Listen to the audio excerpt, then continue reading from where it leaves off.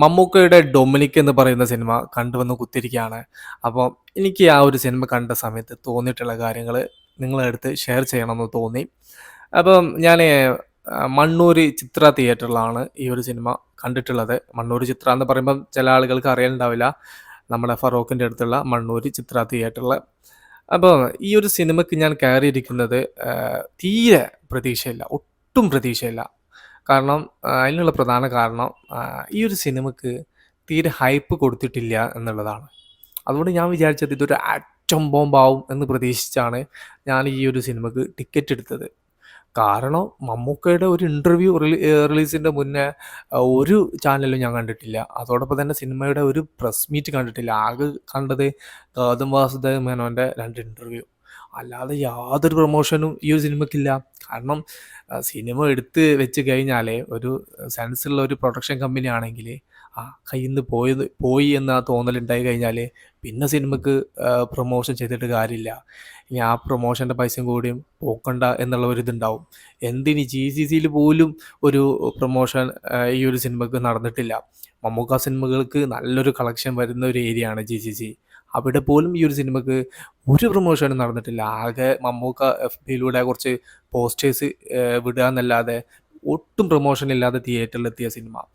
അതുകൊണ്ട് തന്നെ ഞാനൊരു നമ്മുടെ അശ്വൻ കോക്കിന്റെ ഭാഷയിൽ പറയുകയാണെങ്കിൽ ഒരു മലങ്കൾട്ട് സിനിമ പ്രതീക്ഷിച്ചാണ് ഈ ഒരു സിനിമക്ക് ടിക്കറ്റ് എടുത്തിരിക്കുന്നത്. പക്ഷെ എനിക്ക് കിട്ടിയത് മോനെ അജ്ജാതി ഐറ്റം. ഒരു തലശ്ശേരി ബിരിയാണി കഴിച്ച ഒരു ഫീലാണ് എനിക്ക് ഈ ഒരു സിനിമ കണ്ട സമയത്ത് ഉണ്ടായിട്ടുള്ളത്. ഞാന് ഒട്ടും എൻ്റെ കണ്ണ് പുറത്തേക്കോ ഫോണൊന്നും എടുത്ത് നോക്കാനോ അതിനൊന്നും നിന്നില്ല. ഫുൾ സിനിമ തുടങ്ങി ഒരു അരമണിക്കൂർ കഴിഞ്ഞ് ആ സിനിമയിലേക്ക് ഞാനിങ്ങനെ ഇൻവോൾവ് ആയി പോയി. ഫസ്റ്റ് ഹാഫൊക്കെ എനിക്കൊരു ആവറേജ് അനുഭവമായിട്ടാണ് ഫീൽ ചെയ്തിട്ടുള്ളത്. പിന്നെ സെക്കൻഡ് ഹാഫിലേക്ക് വന്ന സമയത്ത് വേറൊന്നുമില്ല. ആ സിനിമയിൽ തന്നെ ലയിച്ചിരിക്കുകയായിരുന്നു. എനിക്ക് അതിൻ്റെ ഇടയിൽ 1, 2 മെസ്സേജ് കാര്യങ്ങളൊക്കെ അയക്കാനുണ്ടായിരുന്നു സിനിമ കണ്ടുകൊണ്ടിരിക്കുന്ന സമയത്ത്. പക്ഷേ അതൊന്നും എനിക്ക് അയക്കാൻ പറ്റില്ല എന്നാണ് വാസ്തവം. കാരണം സിനിമ നമ്മളെ അതിലേക്കാണ്ട് കയറ്റി വിട്ട് കഴിഞ്ഞാൽ പിന്നെ അതിന്ന് ഇറങ്ങാൻ കുറച്ച് പാടാണ്. അതെന്താണെന്ന് അറിയാതെ. അങ്ങനെ കൊണ്ടുപോവാൻ ഗൗതം വാസുദേവ് മേനോൻ എന്ന് പറയുന്ന സംവിധായകന് ആദ്യമായിട്ട് മലയാളത്തിൽ എടുത്ത് വെച്ച സമയത്ത് സാധിച്ചിട്ടുണ്ട്. പിന്നെ മമ്മൂക്ക ആ ഒരു ക്യാരക്ടറിനെ അടിപൊളിയായിട്ട് തന്നെ ചെയ്തു വെച്ചിട്ടുണ്ട്. ആ ഒരു ക്യാരക്ടർ ത്രൂ ഔട്ട് അതിൻ്റെ മീറ്റർ നോക്കി പിടിച്ചിട്ടില്ലെങ്കിൽ പാളിപ്പോവാൻ സാധ്യതയുള്ള ഒരു ക്യാരക്ടർ തന്നെയാണ് മമ്മൂക്ക അത്രയും ഭംഗിയാക്കി ചെയ്തിട്ടുള്ളത്.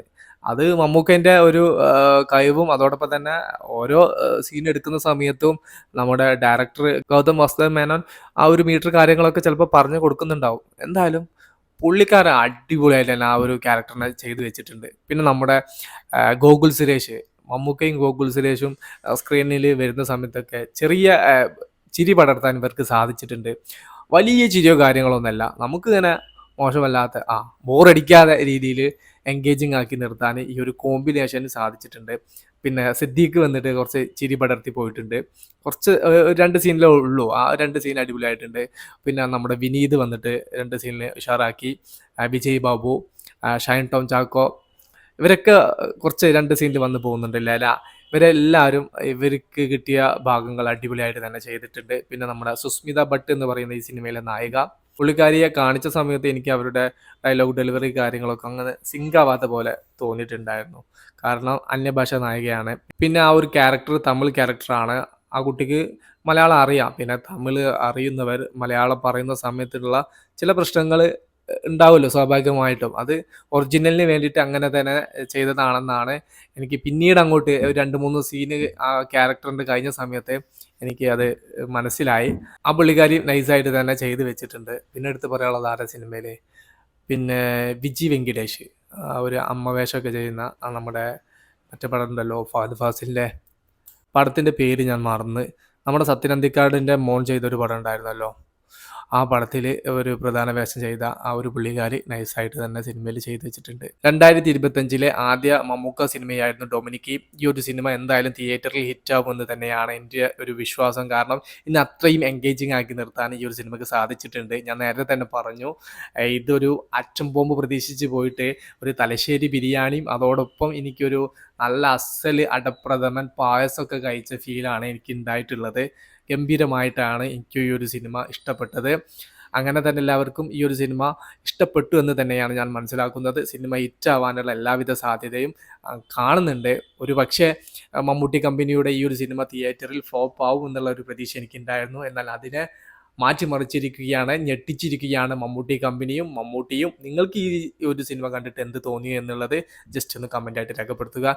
ജിനു എൻട്രി എന്ന് പറയുന്ന നമ്മുടെ ചാനൽ ആദ്യമായിട്ട് കാണുന്നവരാണെങ്കിൽ സബ്സ്ക്രൈബ് ചെയ്യുക, സപ്പോർട്ട് ചെയ്യുക. Okay, by.